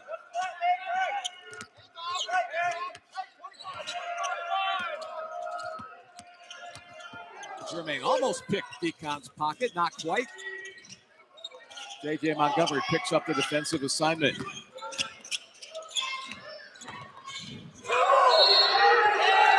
No basket, they say. Foul on R.J. Smith. Stuck that leg out before Rhett Reynolds could get the shot off. Only the first personal foul on R.J. That'll take us to the under 10-minute timeout. I'm not so sure that basket shouldn't have counted. I thought Jaden Phillips at this end was on the shot, and I really think that it's good for the Bruins, but I'm almost not so sure that shouldn't have been an and one there. It was looked a lot like on the shot, but College basketball continuation, not quite as generous as the NBA, where you can get about 3 or 4 steps. No, it's not. I'm not exactly sure on the rule. I guess I watch too many NBA games and see that they get that extra step, but official didn't see it that way. And his is the only opinion that matters. 51-42, our score. Bruins up by 9. Bellevue still struggling with shooting, only 39% on the game, 49% for the Ore Diggers. The Bruins have had 9 more shots than the Ore Diggers, so that helps explain why they've got an advantage on the total points. Still only 3 3-pointers made by the Bruins and only 2 for the Ore Diggers. Well, the one thing the Bruins have done a great job is, they don't have a ton of turnovers, and the Ore Diggers only converted 2 points off of Bruin turnovers tonight, where on the other side, the Bruins have converted 14 points off of Ore Digger turnovers. So that's a big, big thing in the game right now, because, like I said, neither team has shot extremely well. I guess the Ore Diggers haven't shot bad. They're just a tick under 50%, which you take. The Bruins sitting there at 39%. Obviously, Coach Gabe would probably like that, about 8 or 9 points higher. But it's just points off turnovers seem to be the difference. Inbound play for the Ore Diggers. Yeah, only 2 turnovers for the Bruins. The women's team last night had 28, so kind of the opposite ends of the spectrum there. Contact made on the drive to the basket by Carson Peffer. Foul's going to go against J.J. Montgomery. 3rd personal foul. Another inbounds play. 16 fouls against Bellevue, 5 against Montana Tech.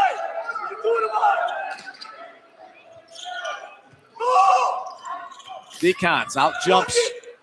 Bynum squatted away inside by Deng Zhao. Decons gets it back, but surrounded by 4 Bruins. The kick out pass to 3-point land. That's no good on the miss by Peffer. Yeah, pretty fortunate there. Peffer had a wide open look there and just a little bit short. That was a big miss for the Ore Diggers. They needed that bucket. Bruins back to work on offense. A little over 9 minutes remaining in the game. 9-point advantage. Open look here for Halliburton from 3-point land. A little bit too strong. Peffer with the rebound. He's going to bring it. Nice look ahead. Streaking down the floor. Rhett Reynolds gets the basket off the assist from Carson Peffer. What happens once in a while, you get those long rebounds on those 3-pointers. It can turn into a transition bucket on the way back, and that's what it proved for Montana Tech right there. 4 fast break points for the Ore Diggers, none for the Bruins so far. So it's been a pretty much a half-court scoring type of a game. Yeah, it's kind of a crazy stat with 8 minutes left in the second half that there's only been 4 total points, fast break points. Halliburton with the shot from 3-point land. There's that energy off the bench we talked about earlier. So, like I said, we don't skip a beat. The Bruins don't skip a beat when he comes into the game. He's such a great player off the bench for Bellevue. 5 points for Jermaine on the evening. Left all alone is Reynolds, but he obviously not comfortable with taking the 3-point shot. He'll give it up to Peffer. Carson working against Bynum. Kick out pass. Shaw almost got a hand on it. Shot is good by Braden Cook. He's kind of disappeared here since the first about 7-8 minutes of the game. That might have been his first shot in the second half. I don't recall him even shooting another shot so far. So obviously the Bruins have kept him in check after that quick start that he had. I think he had 6 quick points, maybe 6 of the first 10 points of the game for the Ore Diggers. So Bruins definitely don't want to get him going. 8 points on the game for Cook. He's averaging just under 16 points per game. He had 16 last night against Dakota State as well. Yeah, and he's, like I said, he's just a good shooter, shooting 52% from the floor on the year and over 40% from the 3-point line. So Bruins definitely have to know where he is at down the stretch in the next 8 minutes. I'm assuming the Ore Diggers are going to try to get him some more looks here. Let's take this timeout opportunity to do our coach's salute for the home team Bruins. Lucas Gabriel in his 7th year at the helm of the Bellevue program. Assistant coaches this year, former player Connor Dukes, former player Vinny Belcaster, and also Jarrell Norman. They've done a great job with the Bruin program, currently 15-3. Also 15-3 are the Montana Tech Ore Diggers. Head coach Adam Hyatt in his 10th year. His assistant coaches are Tyler Miller, Jeff Goulanges, Keely Baker, and Michael Urey. So some good success in the Frontier Conference. At one point, the 12 teams in the Frontier Conference, 5 of the 12 were listed in the NAIA coaches' top 25 or receiving votes. Yeah, it's a real competitive league, and there's really no easy win. Obviously, we see that with Bismarck State, who haven't won a game, and the Bruins had a tough loss to them on the road. The travel is just really difficult in this league, and there's a lot of good teams and a lot of talent in this league. Montana Tech currently rated number 15 in that coaches poll. Bruins were receiving votes a couple of weeks, but dropped out of the poll. Here's J.J. Montgomery, a tray for J.J. from the corner, right by the Bruin bench. A really good kick out by Bynum. That's the second time now he kicked it out for Halliburton, who just missed the three, and then J.J. was able to cash that one in. Great job of Bynum penetrating, getting the ball inside the lane and kicking out to an open three. 3-point attempt from the Ore Diggers, Braden Cook. That one misses, and the Bruins a chance to extend their lead, currently 11 points. Bruins taking some time off the clock, running the weave up top of the perimeter. Here's Jaden Phillips, shot clock down to 10. Now the Bruins will see Phillips launch off the back of the rim. J.J. Smith able to get the offensive rebound. Ahmad Bynum for three, no good. Smith tries to keep it alive, can't quite get it done as Lorenz comes out of the pile with the basketball. He was 1-on-4. They're trying to rebound down there. Four white Ore Digger jerseys and R.J. Smith battling under there. Shot from inside, no good by Lorenz. Out of bounds, it'll be Ore Digger basketball. Oh, no, we got a foul called as the official comes with that fist in the air.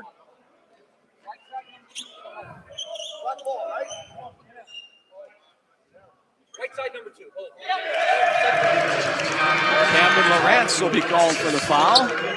That will be his third personal. It was quite a dramatic pause there for the there's a lot of official. there's a lot of bodies down there. I know there was contact. I couldn't even tell who actually the foul was on because there was 5 bodies around that basketball, very tightly packed in the key. None of the players knew who was going to be called on until the official made that announcement.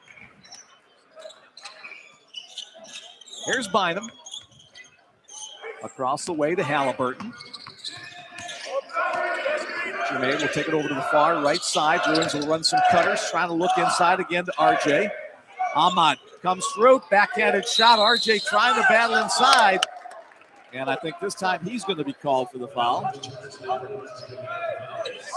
Yep. Second personal against RJ. That's the 17th foul. So we've got a free throw shooting situation in the 1-and-1. Let's see which Ore Digger is going to step to the line. Back in comes Asher Williams and Josh Kulanges. Looks like it'll probably be Hayden Deacons. Yeah, that's one thing obviously the Bruins want to avoid. They don't want to give away free baskets when you're up 11 here, and Ore Digger's sitting across the ball across half court, and now they got a chance to score points. Luckily for the Bruins, Deacons missed that free throw.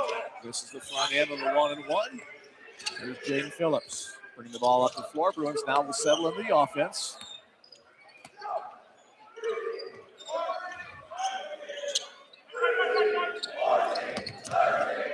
Smith sets a big screen up outside the top of the key. Entry, nice give and go.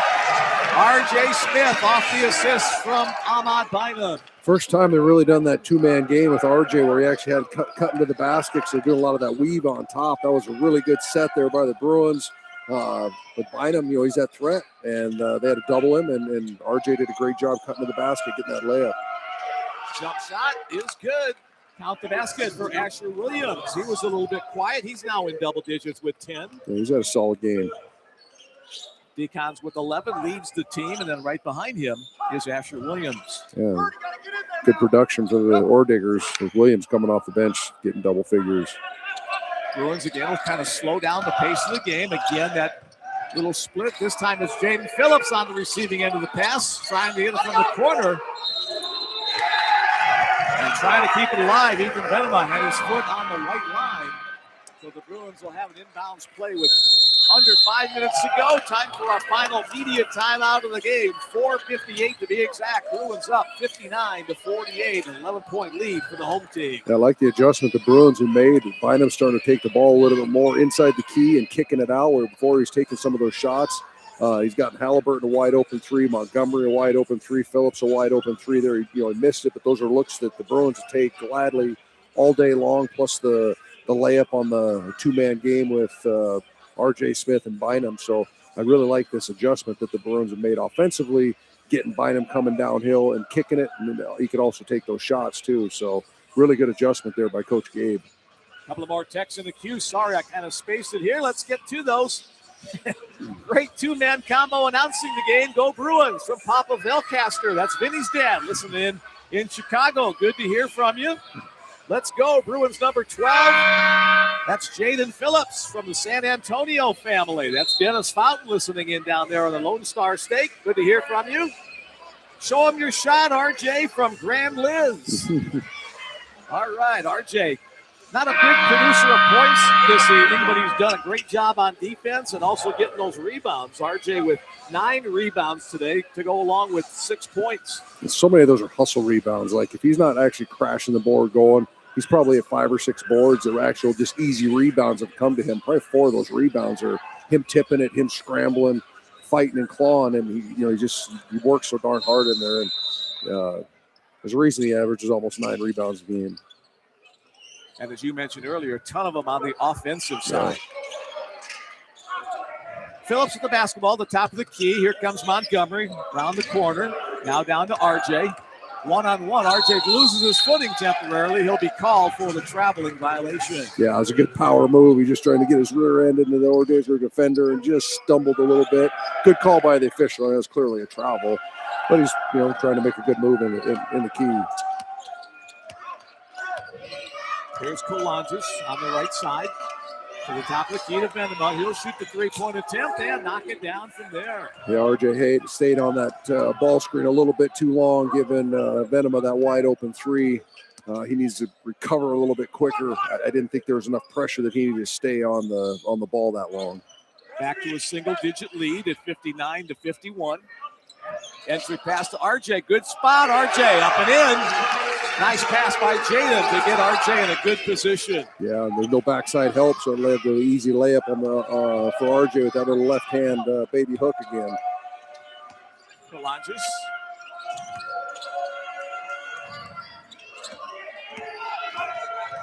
DeCosta in the lane. Left-handed shot up and in. Count the basket, and RJ will draw the foul. Again, that left-handed attack by Hayden Decons, driving the Bruins defense with fits. We're going to stop that left-handed spin sometime today. You've been saying it, most of this game, so he continues to do that. Again, it's as tough as to defend because you just don't see those lefties, and they're just sneaky good that way. And you can talk about it in practice. Coaches can talk about it, and players on the court, they just think that person's not going to come back, and those lefties are just so deceptive with that move. The double-digit lead has been carved down to 7 at 61-54, 3:44 to go. Bruins again running some clock.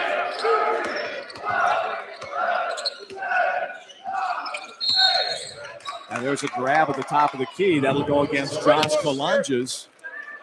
His 4th personal foul. He's the only one with 4 fouls. Lawrence and Venema with 3 fouls apiece for the Bruins. Montgomery, Phillips, and Smith with 3 fouls apiece. Braden Cook back into the game. Well, free throws are going to become important now. If Montana Tech down 7, they might have to force to foul a little bit here more. Can the Bruins knock down their free throws? They've done a good job so far today. They were 15 for 19, shooting over 80%. That's going to need to continue here down the stretch, and the Bruins need to take care of the ball. Only have 3 turnovers, and the Ordiggers only have 9, so both teams have actually played pretty good ball control offense the entire game. The shooting just hasn't been great. Really good. 20 points now for Ahmad Bynum with that free throw. Bruins lead by 9. Back into the game comes Carson Pepper. And even looking at the Ordiggers, say they're not shooting the ball well. They're actually 50%. They've only taken 44 shots, though. So kind of that slow-paced game with both teams averaging, over 80 points. But the Ordiggers are sitting here with 54 points with 3:30 to go. Ordiggers have converted 3 baskets on their last 3 trips. Bruins defense put on the task now to stop that. Reverse of the basketball. Peffer spins, working against Liam Thompson. Thompson keeps his feet, kick out pass, 3-point attempt is no good. May have gotten away with the push off underneath. Decons gets the shot to go, and a timeout called by Adam Hyatt. 3:06 and a 7-point game. Well, you never want to see an air ball as a coach, but that air ball got the ball right to Deacons underneath because Jaden Phillips was in position, but the ball didn't hit the rim. It just kind of fell right in Deacons' left hand, right underneath the hoop where he could take that easy shot. So maybe we'll call that an alley-oop pass, and maybe it wasn't there. So give him an assist instead of a missed shot. So I'm sure he'll be lobbying for that with the statisticians. Jermaine Halliburton will check back into the Bellevue lineup.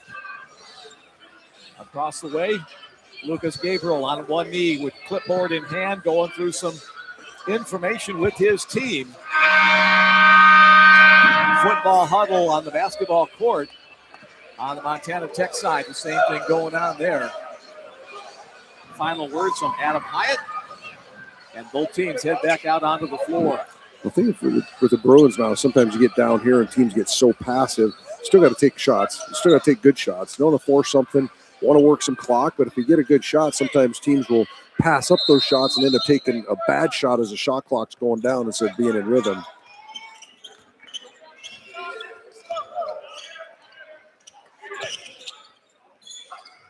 Bellevue on the offensive end. Would love to keep putting points on the board, make the task more difficult for the Ore Diggers. Again, burning some time off the clock.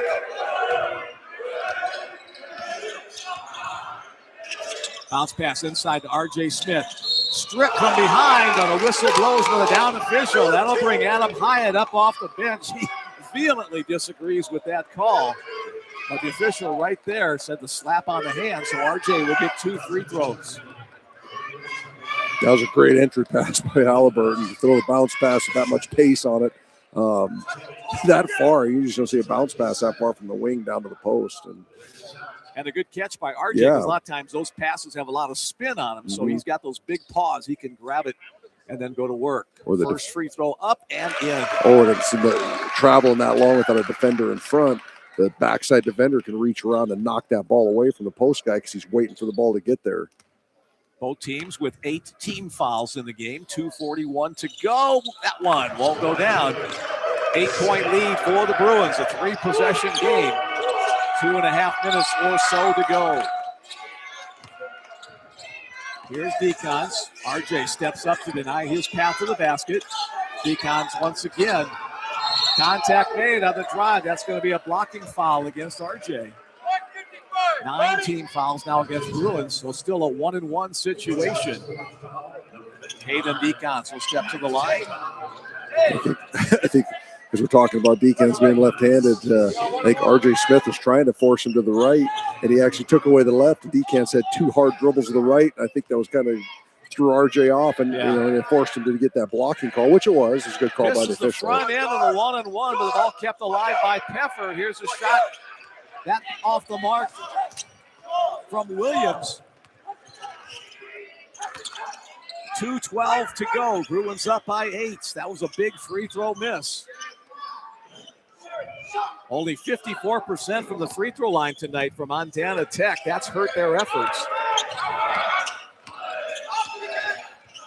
Jaden Phillips driving into the lane.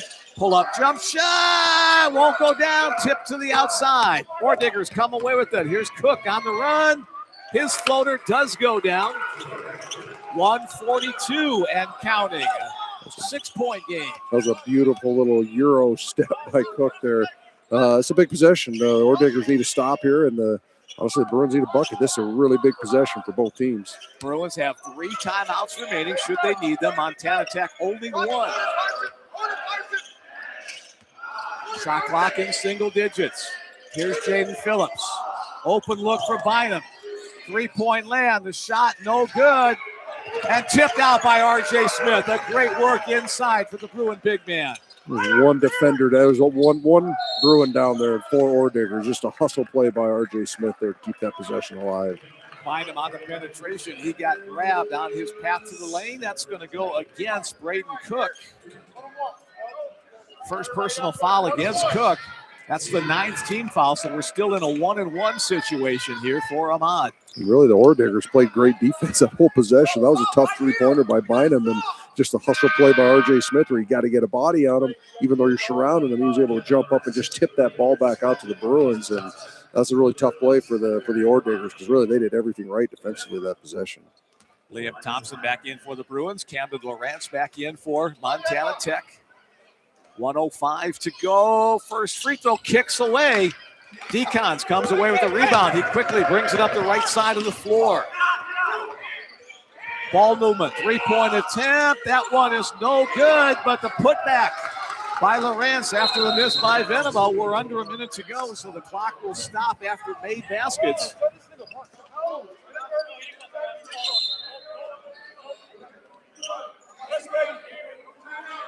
It looks like they wave off the timeout, so it did stop the clock temporarily. It looks like Decons is holding his right arm. Might have been injured at some point.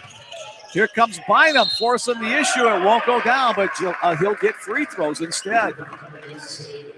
Well, so come down to some free throw shooting. The Bruins 17 of 23 from the three-point line, and there's going to be some fouls called, and now they're in the double bonus. Got to be able to knock down some free throws. Yeah, 74% tonight from the free throw line, 71% overall on the season. 2 shots here on the drive to the basket. Both teams now will be in the double bonus, so no more 1-and-1s. Bynum makes it a 5-point game. Yeah, big difference in the game is the Orediggers are 54% from the free throw line, and the Bruins are 75%. So that's a big difference in the score right now. 5-point game, and the Bruins will be able to 18 points from the free throw line to 7 for the Orediggers. Timeout called by Montana Tech, so they're out of timeouts trying to ice Bynum and set some strategy for what to do on the offensive end. 65-60 our score with 46 seconds remaining. Well, I think if the Bruins can get a bucket here, maybe pick up full court just to force some time off the clock, and then the Orediggers, they don't necessarily need a three-pointer. They need to score quick. So Bruins are going to, not let the three-pointers go up. And here's a lot of time, got to take it right to the basket and shoot a quick layup. So now the points are, if the Bruins are only getting 1 and giving up 2 at the other end, this is where the free throw shooting comes into play big time. But again, let's salute the Bruins ball handlers tonight. Only 3 turnovers this whole game. Montana Tech just 9, but Montana Tech has to try to get some steals here in order to have any chance of a comeback. Yeah, I'm really surprised at that total number of turnovers by both teams because there's a lot of half-court game and not a lot of pressing, but there's been really good, strong physical defense, which forces turnovers. And for a combined 12 turnovers from both teams is pretty remarkable. Bynum is 7 out of 10 from the free throw line tonight. Obviously, that's 70% unless you're real bad at math. Even I can figure that math out. It only took me a couple times to pass college trig back in the day. So carry the 1. Yeah. Big free throw here for Ahmad. And he makes it 66-60. 46 seconds remain. Bruins just a light backcourt pressure. Jaden Phillips working against Hayden Decons. Back in Decon's hand. You expect him to take his shot unless a teammate has an open look inside. Venema misses that one from short distance. Thompson with the rebound. The Bruins up ahead. Now it'll be a matter of keep away unless Montana Tech decides to do some fouls. Precious time slipping away for the Orediggers. Yeah, I don't know why they're not fouling. Yeah. Bruins have some pretty good free throw shooters on the floor, and now finally 19 seconds into the shot clock, they finally commit the foul. That'll send Liam Thompson to the free throw line. The foul will go against Hayden Decons, his 3rd. Yeah, I'm really surprised they waited that long to foul down. If it's a 3-point game, I understand. I can see that, but down 6, Orediggers wasted a lot of time before they fouled there. Decons continues to hold that right arm. Liam doesn't get the friendly bounce. What's a big free throw here? Get to a 3-possession game. So really, whether he makes 1 or 2 here is kind of inconsequential. Just getting this next one is important. Get to 3. Get that 3-possession. Asher Williams back into the game for Montana Tech. Thompson, yes, 3-possession game. That's going to make the battle for the Ore Diggers almost impossible. Decons.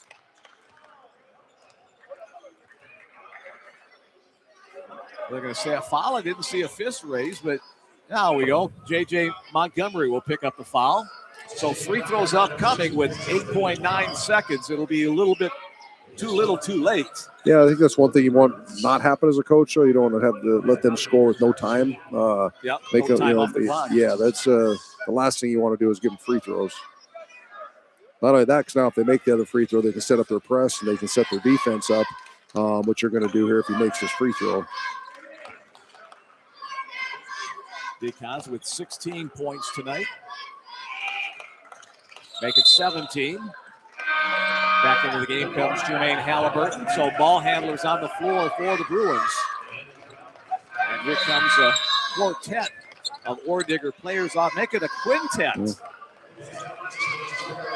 As I think with 5 points down and just under 9 seconds left, this is kind of the crash crew on the floor here. Yeah, I think they're just clearing their bench, get some guys in some time here. So making all the trip all the way down and get a couple of seconds in. The final score, 67-62. The Bellevue Bruins come away with the victory. With the win, the Bellevue Bruins are now 16-3 overall, 11-2 in the Frontier Conference. With the loss, number 15 rated Montana Tech drops to 15-4 and 9-4 in the Frontier Conference. Well, we thought we were going to have a good game tonight, and we got one. A little bit more low scoring than I think we thought. Yes. But just a great weekend for the Bruins and Montana Western and Montana Tech coming to town. I knew this was a weekend I was actually looking forward to just as a fan to come watch basketball and see these good teams play. And I haven't had a chance to see Montana Western or Montana Tech live for probably 20 years. So to be able to see them in here and compete here at the Bruins home court was pretty awesome basketball. So 2 huge wins for the Bruins, great weekend, and they're still in first place. And I think that's Coach Gabe would have taken that at any time. You tell him, hey, we're getting through the middle of January, and you guys are going to be in first place in the Frontier, first year in the league. Would you take it? I think he did. Him and the entire team and coaching staff would have been on board for that. You betcha.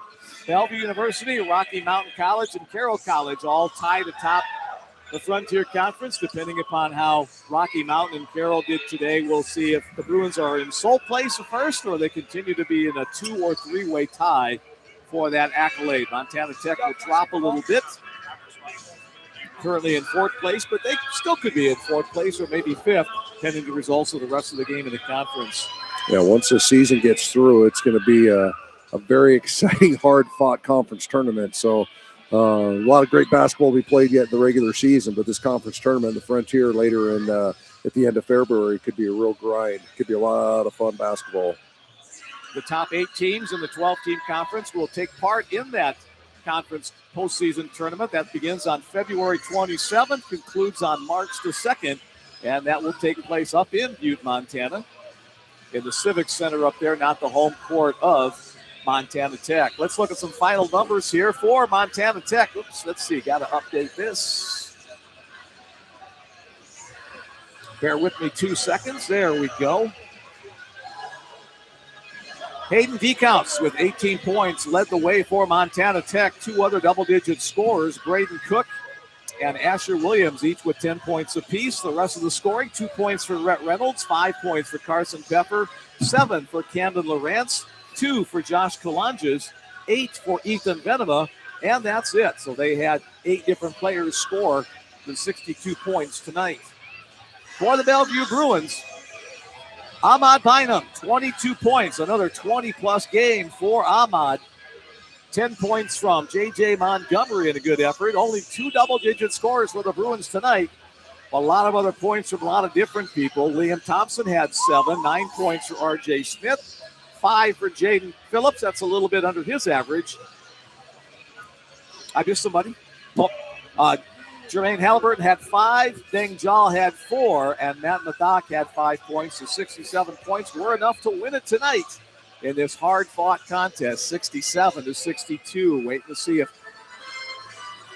we get a visit Well, I think, the point score with Ahmad, scoring 22, but he did it on 6 of 18 shooting, so he didn't have a great shooting night. Made eight points from the free throw line, and honestly, for the Bruins, pretty fortunate. Jaden Phillips and Ahmad Bynum, the two leading scorers, were combined 7 of 27 from the floor, so not a great shooting night, but the Bruins made the stops when they needed to, did a great job on the boards, and they didn't turn the ball over. I think that's something that's just great. 3 turnovers in the entire game, only 2 points given up off turnovers. So taking care of the basketball played a huge part. If the Bruins had had 10 turnovers, they may not have won that game. So because they didn't shoot the ball well, but played good defense and controlled the boards, and that was the difference in the game. This is my 18th year of calling Bellevue basketball games. I don't remember ever having a game where there were only 3 turnovers. So kudos to the guys handling the ball and just giving opportunities for the Bruins to score and come away with the victory. Quick look at the rest of the schedule for the month of January. I almost said February. We're getting closer. Bruins back on the road next Saturday. They'll journey up to Madison, South Dakota. 4 o'clock tip-off against Dakota State Trojans. Women's game starts at 2. Men's game starts at 4. And then back on the road once again the last weekend of January on Friday, January the 30th at Mayville State. And on Saturday, January 31st at Valley City State. So 3 more road games before the Bruins are back home on February 6th against Carroll College. Yeah, the Dakota State weekend next weekend where both teams are going to be fresh. We're not doing a game before when you get the travel partner. That's going to be a really important game for both Dakota State and Bellevue. Madison's a tough place to play always. They always have good crowds there. They get great support there for their basketball teams, both men and women. So that's going to be a really big week. Coach Gabe will have the entire week to just prepare for one team, which, for basketball, obviously they're preparing for one team and then have to hustle, get a real quick game plan for the next day on these back-to-backs. So but Dakota State's going to be in the same spot, though, the entire week to prep for Bellevue coming in, and that's going to be a really big game for both teams on the men's side. The Bruins and the Trojans met way back on November 15th here at the Fieldhouse. Bellevue winning that one 78-72. So, it'll be another dogfight as those two teams have competed against each other for the last 9 years in the old North Star Athletic Association. Both of them now members of the new Frontier Conference. So we look forward to that one. You can check that action online at the Dakota State website or through BUBruins.com. Just click on the schedule and there'll be a video link there as well. Thanks once again to Bill Mullins, the Associate Sports Information Director, for providing us with a lot of stats and numbers and things like that. He always does a great job with that. Thanks to the guys in the production booth downstairs for the broadcast tonight. Everything seemed to go well with that as we wait to see if we're going to get a visit from Lucas Gabriel, and one of the Bellevue players. We'll hold it for another minute or so, and if he doesn't come out, we'll call it then. Thanks to you, Dwayne, as well. Great job once again filling in as my sidekick. I enjoy doing it. Honestly, I'm looking at the schedule now, and that might be my last Bruin game, home game for the year, because February, you're on the road for baseball. Our next home game is February 6th and 7th. We're supposed to be in Oklahoma City, and then February 20th and 21st, we'll be actually in Sioux City. So we could have a chance to come back and maybe catch that game at night if we play during the day, or if the weather's not great. Sioux City, the Briar Cliff can come down here and we play day games, and I might be able to catch some of those games in the evening. So, and are you still hoping to get your full schedule in at the new facility, or Brown Park is a backup just in case it's not ready? We play Central Methodist the last weekend in February, and our field won't be ready. We're thinking more middle of March. So hopefully when we get back from our spring trip, then we'll be able to get on the field permanently. And once we make that move to our new field, we will be there, from then on. So, yeah. So it's coming. It's really exciting. So, the Bruin fans that want to check out the facilities here now at Bellevue, we're really fortunate just moving into this brand new facility, the gym last April, and now baseball, softball, and soccer having their own fields, and we're building locker rooms down there that'll be done by the end of the summer. So Bellevue's really making a concerted effort to improve the athletic facilities. So, all the players, coaches, we're really fortunate and just really excited for this next chapter of Bellevue athletics. And they're using your salary to pay for the new facility. Did I hear that correctly? Or? Yeah, which is why we have one bench in the entire facility. And one tree is an outhouse. Yeah. Hopefully that's not the case, as I look forward to doing some broadcasts down there at the new facility. All right, we're going to call a wrap on this, as I'm sure Coach Gabriel is gotten into his post-game talk with his team, going over some stuff, and we'll get a chance to talk to him after our next game. Again, thanks to Dwayne. Thanks to everybody on the broadcast. Thanks to all of you for listening. We'll be back with you on February 6th for more men's and women's basketball action on the Bellevue Bruin Sports Network. Good night. Oh, we just cut off. Sorry.